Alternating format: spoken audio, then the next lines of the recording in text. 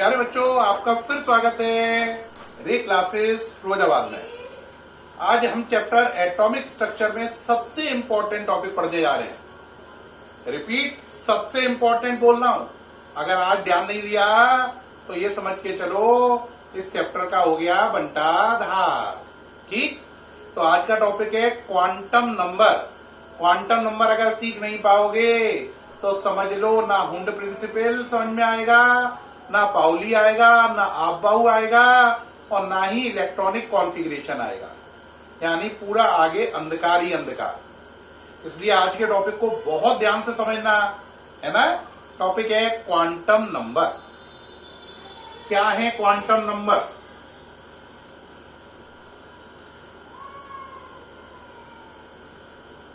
ऐसे नंबर जिनकी सहायता से हम किसी एटम में इलेक्ट्रॉन की एग्जैक्ट पोजीशन को बता पाएं। Those number which are helpful to find out the exact position of electron in an atom are called quantum number. वो नंबर जिनकी सहायता से हम किसी एटम में इलेक्ट्रॉन की एग्जैक्ट पोजीशन को आइडेंटिफाई कर लें, पहचान लें, पता कर पाएं, उन्हें क्वांटम संख्याएं कहते हैं। क्वांटम नंबर या क्वांटम संख्याएं 4 होती हैं, है ना। 4 क्यों होती हैं ये भी बात आगे समझ में आएगी। अभी फिलहाल आप एक लाइन में समझो। जैसे अगर आपके यहां चिट्ठी पहुंचानी है तो डाकिये को आपका क्या चाहिए? Postal address.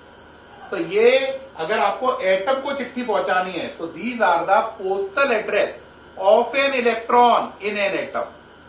ये जो बात मैंने इंग्लिश में लास्ट में बोली, quantum number are the postal address of an electron in an atom, ये डेफिनेशन है क्वांटम नंबर की। अब कहोगे सर हमने तो ध्यान से नहीं सुनी थी, एक बार दोबारा बोल दो। तो सुनो, quantum number are the postal address of an electron in an atom. अब बताइए, थोड़ा डिटेल में समझिए बात को। देखो बेटा, अभी तक आपने सुना था बोर थ्योरी में कि न्यूक्लियस के बाद क्या है? शेल। सर्कुलर पार्ट है जिनका नाम क्या है? शेल। शेल का दूसरा नाम क्या था? ऑर्बिट। अब जरा समझना, शेल भी आगे सब शेल से मिलकर बनी है। अब समझते जाओ, अब एकदम ऊंचा लाने वाला है, ध्यान से समझना। शेल, दूसरा नाम ऑर्बिट, किससे मिलकर बनी है? सब शेल से। सब शेल आगे मिलकर बने हैं ऑर्बिटल से, और ऑर्बिटल आगे मिलकर बना है इलेक्ट्रॉन से। अब एक बच्चा कहेगा सर दोबारा बोल दो, मैं तो सुन ही नहीं पाया, मैं तो कानों में रुई डाल के बैठा था। तो दोबारा सुनिए प्यारे बच्चों, रुई को निकाल के सुनिए। शेल या ऑर्बिट किससे मिलके बने हैं?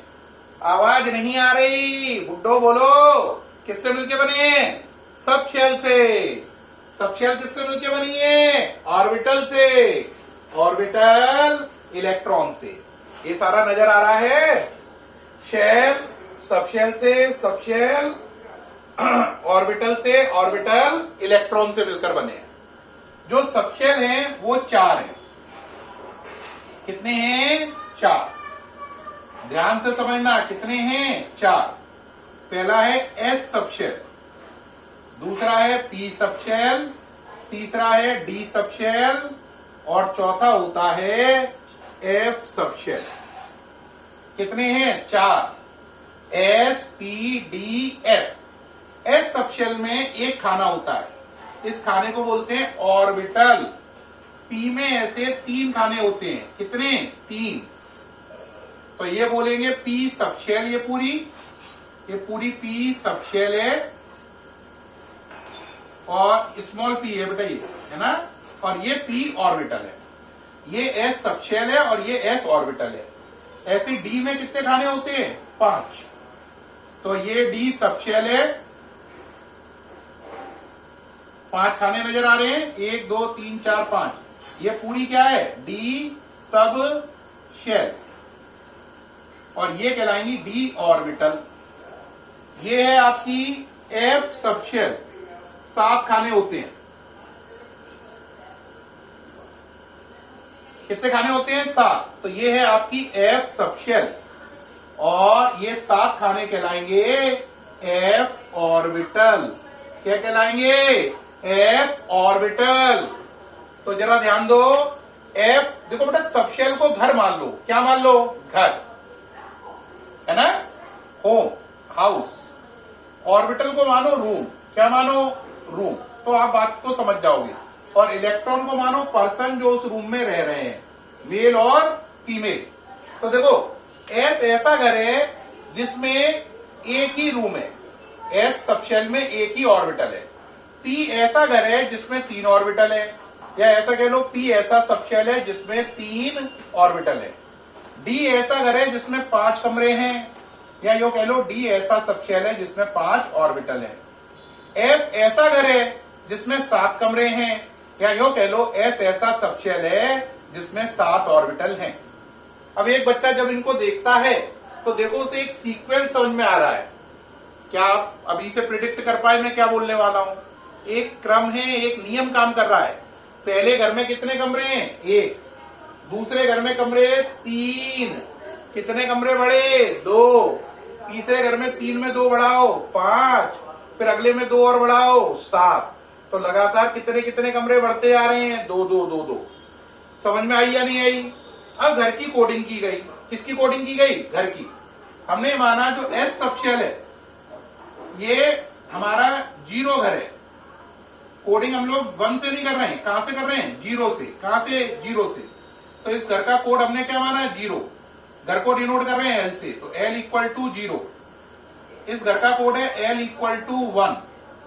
इस घर का कोड है एल इक्वल टू 2 और इस घर का कोड है एल इक्वल टू 3। घर को डिनोट कर रहे हैं एल से, है ना। एल 0 का मतलब ऐसा घर जिसमें 1 कमरा है। एल 1 का मतलब ऐसा घर जिसमें 3 कमरे हैं। एल 2 का मतलब ऐसा घर जिसमें 5 कमरे हैं। एल 3 का मतलब ऐसा घर जिसमें 7 कमरे हैं। अब अगर आपके घर में कितने कमरे हैं? 7। तो नंबरिंग कैसे करेंगे? इसकी कोडिंग कितनी है? 3। तो पहले कमरे की कोडिंग -3, -2, -1, 0, +1, +2, +3। यानी कोडिंग माइनस से शुरू होकर रूम की प्लस तक जाएगी। जैसे घर का नंबर 3 तो कोडिंग -3 से कहां तक जाएगी? +3 तक। तो इस कमरे की कोड क्या हुआ? -3, इसका -2, इसका -1, इसका 0, इसका +1, इसका +2, इसका +3।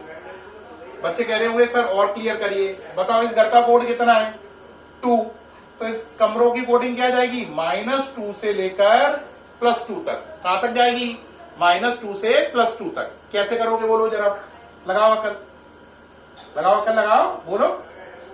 -2, -1, 0, +1, +2। बोलो जरा क्या बना?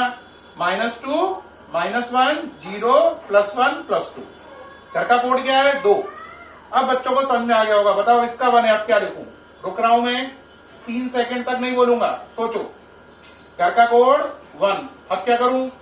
इस कमरे का कोड बोलो। सही बोला, शाबाश।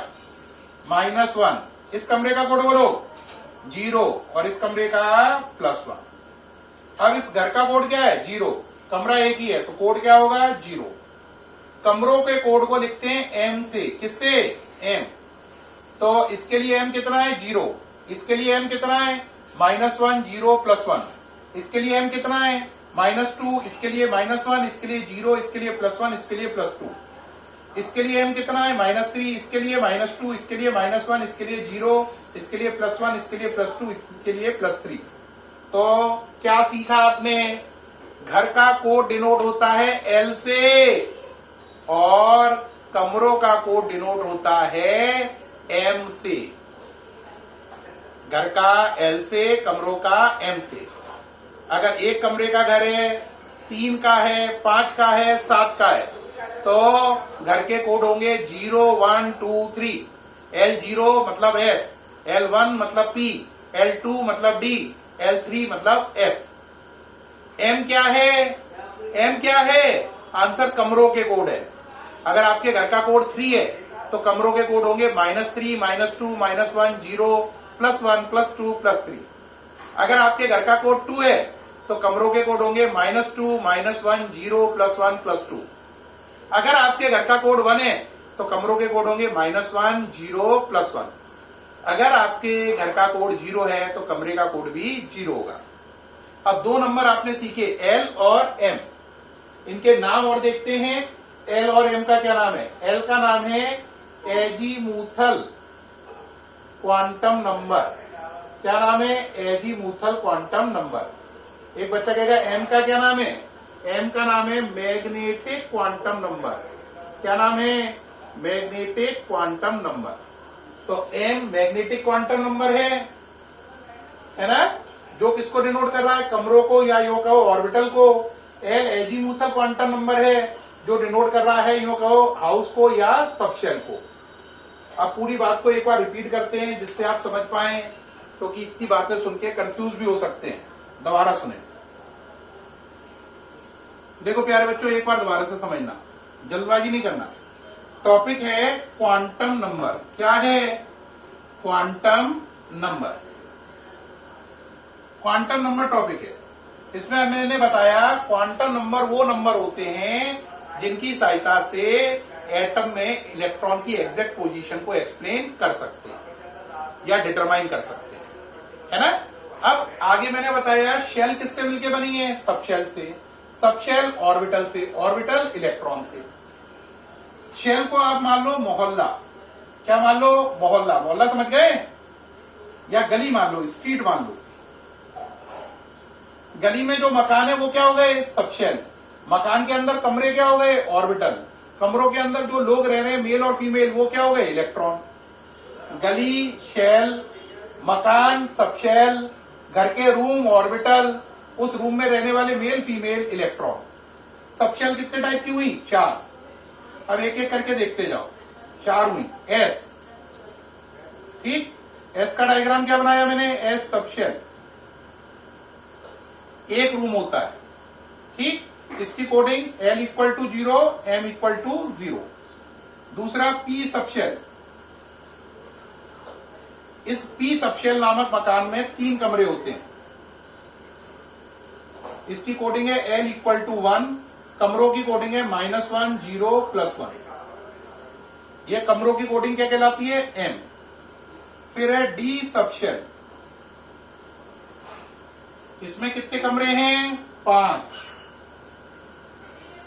तो L2, कमरों की कोडिंग -2, -1, 0, +1, +2, ये कहलाएगी M।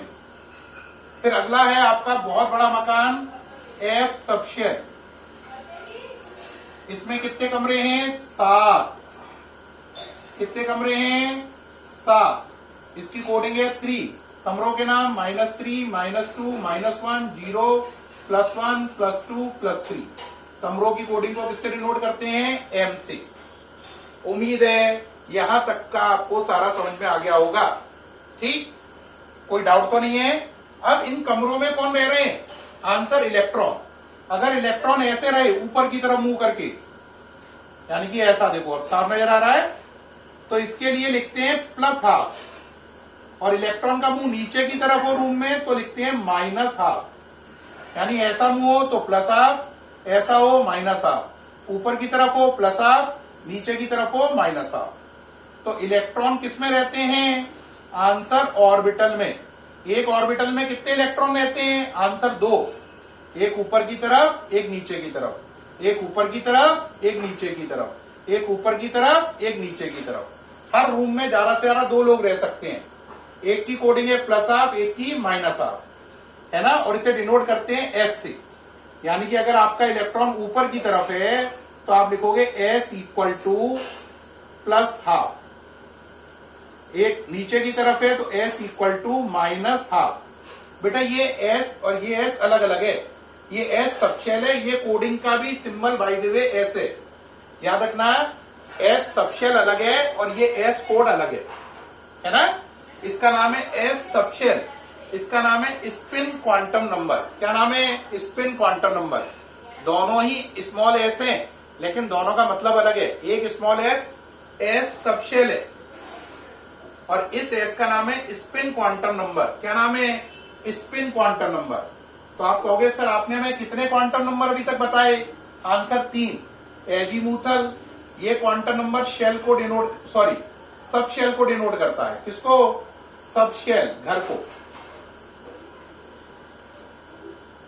इसकी वैल्यू 0 है तो S, 1 है तो P, 2 है तो D, 3 है तो F। ये रूम को डिनोट करता है। और स्पिन क्वांटम नंबर किसको डिनोट करता है? स्पिन को। किसको डिनोट करता है? स्पिन को। स्मॉल s से लिखते हैं। अगर प्लस हाफ है तो इसका मतलब इलेक्ट्रॉन ऊपर की तरफ है, और माइनस हाफ है तो नीचे की तरफ है। बेटा ऊपर की तरफ का मतलब है क्लॉकवाइज, अपर नहीं, क्लॉकवाइज। क्लॉकवाइज को हम लोग यहाँ पे अपर बोलते हैं, और माइनस हाफ का मतलब है एंटी क्लॉकवाइज, जिसे लोअर बोलना है।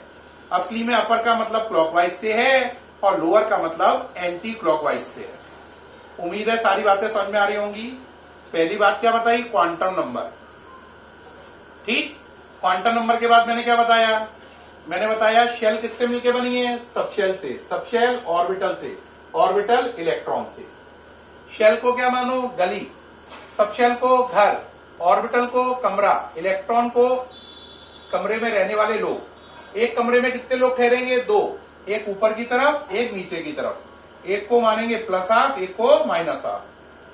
अब सबशेल कितनी है? 4, S, P, D, F। इनके नाम क्यों पड़े? S for sharp,